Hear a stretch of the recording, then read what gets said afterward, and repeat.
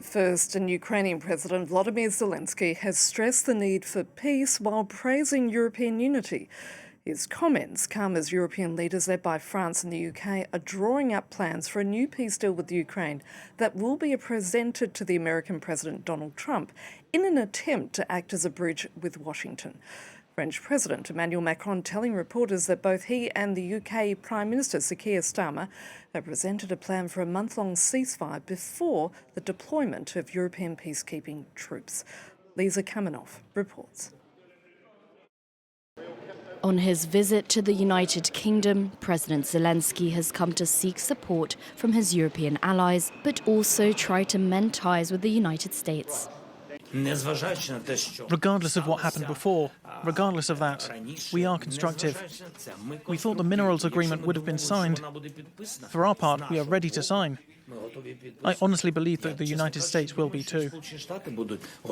President Zelensky had travelled to Washington to sign a deal for the joint exploitation of Ukraine's vast mineral resources. But after a heated clash with Donald Trump, the agreement was left unsigned. The deal was to give the United States a share of critical raw materials, with Donald Trump saying it was a way to compensate Washington for billions of dollars in aid to Ukraine. Kiev is seeking US security guarantees from the deal and to use it as a first step towards a broader agreement. At the London summit on Sunday with Ukraine's European allies, France and the United Kingdom took the lead, saying they were ready to form what they called a coalition of the willing to ensure Ukraine's security. Europe must do the heavy lifting. But to support peace in our continent and to succeed, this effort must have strong US backing. The President of the European Commission called to reinforce Europe's defence capabilities. We urgently have to rearm Europe. And for that, I will present a comprehensive plan how to rearm Europe on the 6th of March, when we have our European Council to the leaders.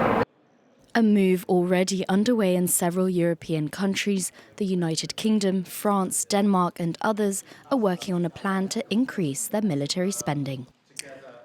And this is what the French Foreign Minister Jean-Noël Barrot had to say earlier.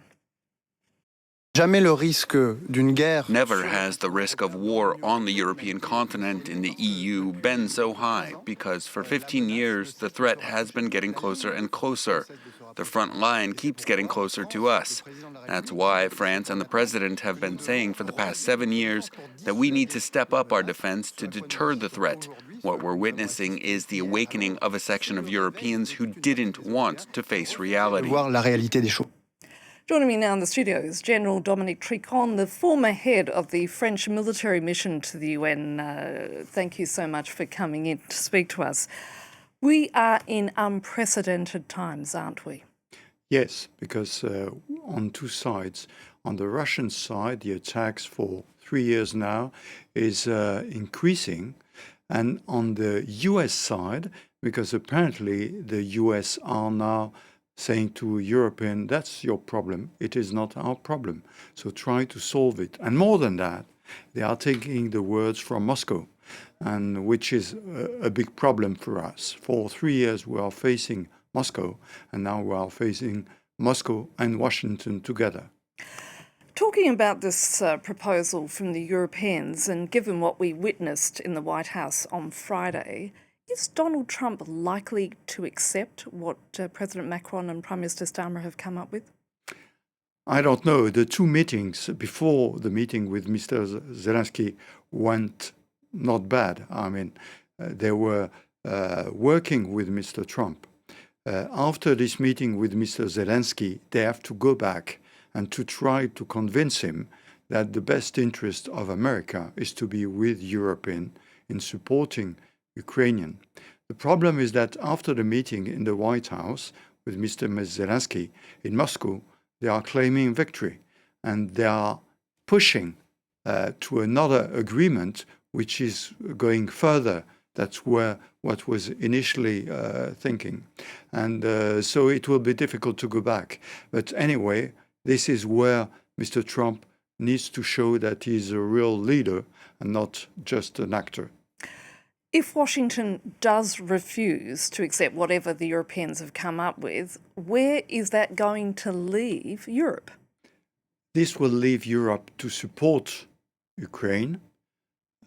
This will lead Ukraine to continue the fighting, and this will also push Europe to increase its defense budget and to increase its capability to be autonomous from the US, which inside NATO will be difficult because a lot of countries wants to remain under the US umbrella. But when we see that the US is no longer supporting European country, then you've got to make a choice. So can Europe go on this mission alone? Can it do it without the assistance of the US? It will be more difficult, of course. Less money, less equipment, of course. For the brave soldier from Ukraine, it will be very difficult. But just think that for the 3 last year, Russian army didn't defeat Ukrainian army. And I think in the next year, Russia will be also in a difficult position. That's why they want an agreement now in the year to come. What is the Ukrainian military's capacity like at this point in time? Currently on the ground, they have stopped Russian in the south, in Potrovsk and in Zaporizhzhia. In Kursk, at the contrary, the Russians are probably gaining more ground. But this is at a very slow pace. And this means also that the Russians are losing a lot of soldiers. So in the future, they will be in a difficulty. The problem is that, Clemenceau, French president of the council during the First World War, say the people who win, the people will be at the last quarter of an hour, think that they are not losing. So this is probably where we are. The big question behind all of this is the future of NATO.